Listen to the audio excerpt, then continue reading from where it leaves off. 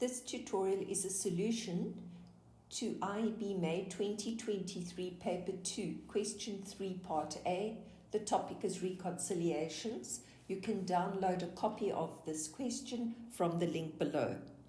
The information that you are given relates to GP tool distributors.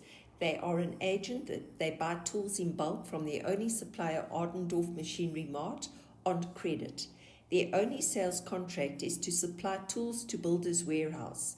The Builders Warehouse stores are spread across the country, making it a very lucrative contract for GP tools.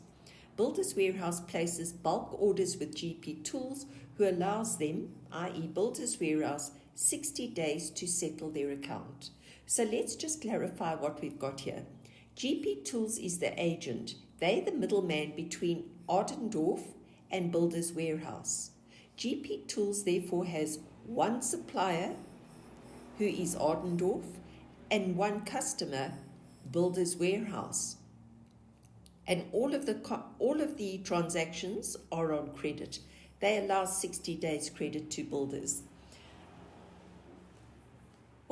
The information that we are given is the statement from Ardendorf to GP for the month of February, and then we've got some additional information relating to the creditor statement for that period of time. The credit terms: all debts to be settled within 30 days after the date of statement, and an 8% settlement discount on payments is given if payments are made within 30 days. So this is dated February. GP has to settle this account, or what is due, by the end of March. And I just want to take you back to this introduction where they say that GP allows Builders Warehouse 60 days to settle their account. So just bear that in mind. There are our transactions, and now we're going to move over to the question paper. So we're looking at Part A, which is complete the creditors' reconciliation for February.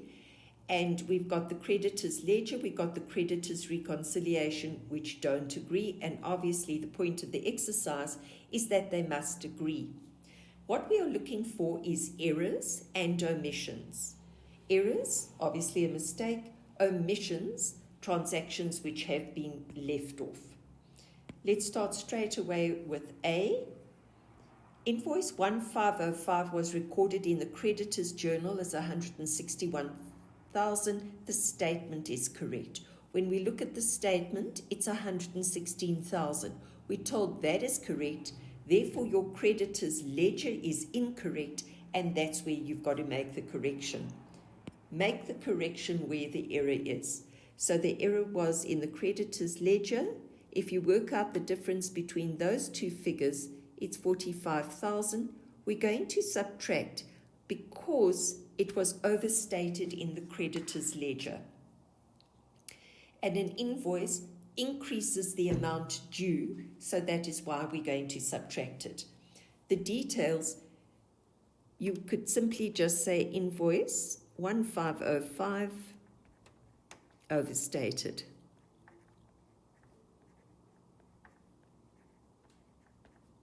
Brief description of what the error or omission was.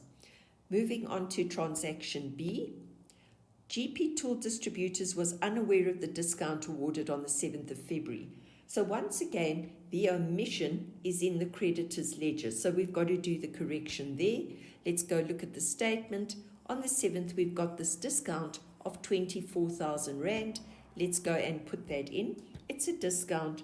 So we're going to subtract that discount, minus 24,000.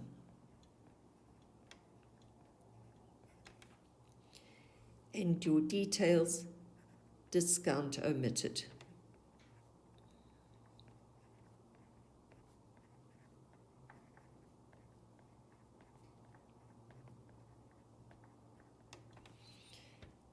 Transaction number 3. The credit note on the 26th of February was correctly recorded in the creditor's allowances journal as 88,400. Let's look at the statement. They've got it as 84,000. They've credited us, which means it was subtracted, but they subtracted too little. It should have been 88,400. Let's work out that difference, and the difference is 4,400. The error is in the creditor's statement, therefore we're going to do the correction in the creditor's reconciliation. 4,400.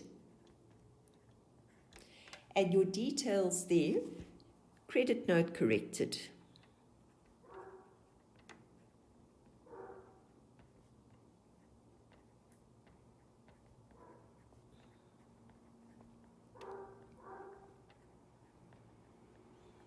These are all corrections of errors, obviously, but it's not a good idea to write correction of error for all of them. You can maybe use it for one of two, but please don't use it for all of them.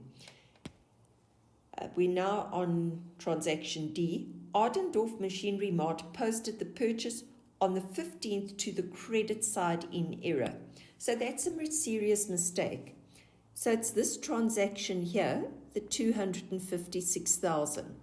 We know with the debtor, debit is plus and credit is minus. So they've subtracted instead of adding.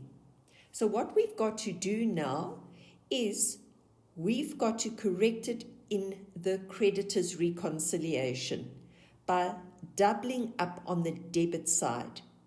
Why are we going to double up? Well, the first entry is going to correct this here. A debit will cancel out a credit, but then we actually need to put in that 256 on the debit side. If you only put it in once, all you've done is cancelled out that credit.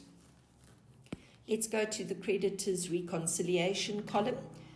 2 times 256,000 is going to give you 512,000.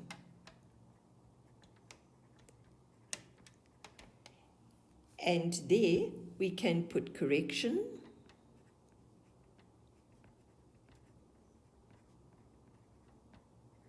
Of error. So there we go, we've used it once, so that will be fine. And we almost done. Last transaction, which is E. The bookkeeper of GP Tools insists that she preloaded an EFT payment of 420,000 on the 28th of February on the online banking platform. On further investigation, it was found that the payment had indeed been successfully made. So, creditor's ledger, transaction done. They haven't recorded it in the creditor's reconciliation. So we must now go and subtract that 420,000, and that is a payment that they have not received and not recorded. So we can just put here payment not recorded.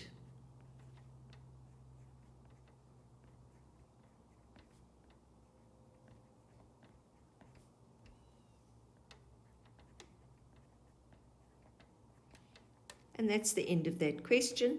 There was nothing too difficult about that.